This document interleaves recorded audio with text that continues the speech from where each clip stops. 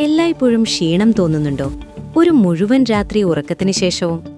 അതോ നിങ്ങൾക്ക് വിശദീകരിക്കാൻ കഴിയാത്ത വിചിത്രമായ ശരീരവേദനകൾ നേരിടുന്നുണ്ടോ?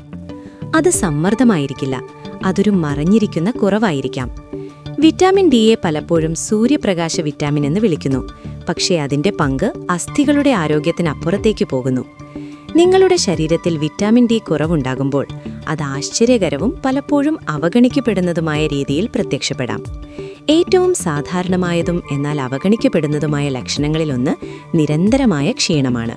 ഭാരിച്ച ജോലിയില്ലാതെ പോലും ഊർജ്ജക്കുറവിന്റെ നിരന്തരമായ തോന്നൽ.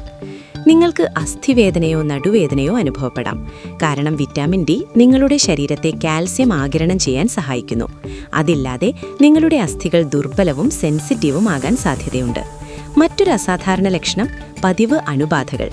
വിറ്റാമിൻ ഡി നിങ്ങളുടെ രോഗപ്രതിരോധ സംവിധാനത്തിൽ ഒരു പ്രധാന പങ്ക് വഹിക്കുന്നു. അതിനാൽ അതിന്റെ അളവ് കുറയുന്നത് നിങ്ങളെ പലപ്പോഴും ജലദോഷമോ മറ്റു രോഗങ്ങളോ പിടിപെടാൻ ഇടയാക്കും. ചിലർ മുടി കൊഴിയുന്നതോ മുടി കൊഴിച്ചിൽ കാണുന്നതോ ശ്രദ്ധിക്കുന്നു. ഇത് പോഷക അസന്തുലിതാവസ്ഥയുമായി ബന്ധപ്പെട്ടിരിക്കാം. അതിശയിപ്പിക്കുന്ന ഒരു കാര്യം, വിറ്റാമിൻ ഡി കുറവുണ്ടാകുമ്പോൾ മാനസികാവസ്ഥയിലെ മാറ്റങ്ങൾ, വിഷാദരോഗത്തിന്റെ ലക്ഷണങ്ങൾ പോലും ഉണ്ടാകാം. വിറ്റാമിൻ ഡി തലച്ചോറിന്റെ പ്രവർത്തനത്തെ സ്വാധീനിക്കുന്നു. അതിനാൽ ഇവയുടെ കുറവ് നിങ്ങളുടെ മാനസിക ക്ഷേമത്തെയും ബാധിച്ചേക്കാം. പേശികളുടെ ബലഹീനത, മന്ദഗതിയിലുള്ള മുറിവുണങ്ങൾ അല്ലെങ്കിൽ അമിതമായ വിയർപ്പുപോലും, പ്രത്യേകിച്ച് തലയിൽ. ഈ ലക്ഷണങ്ങൾ പരസ്പര ബന്ധമില്ലാത്തതായി തോന്നാം, പക്ഷേ ഒരുമിച്ച് അവ ഒരു മൂലകാരണത്തിലേക്ക് വിരൽ ചൂണ്ടാം. സന്തോഷവാർത്ത, വിറ്റാമിൻ ഡിയുടെ കുറവ് കണ്ടെത്താനും ചികിത്സിക്കാനും എളുപ്പമാണ്. സൂര്യപ്രകാശം ഏൽക്കുന്നത്, സമീകൃത ആഹാരം, ശരിയായ സപ്ലിമെന്റുകൾ എന്നിവ ആരോഗ്യകരമായ അളവ് പുനഃസ്ഥാപിക്കാൻ സഹായിക്കും.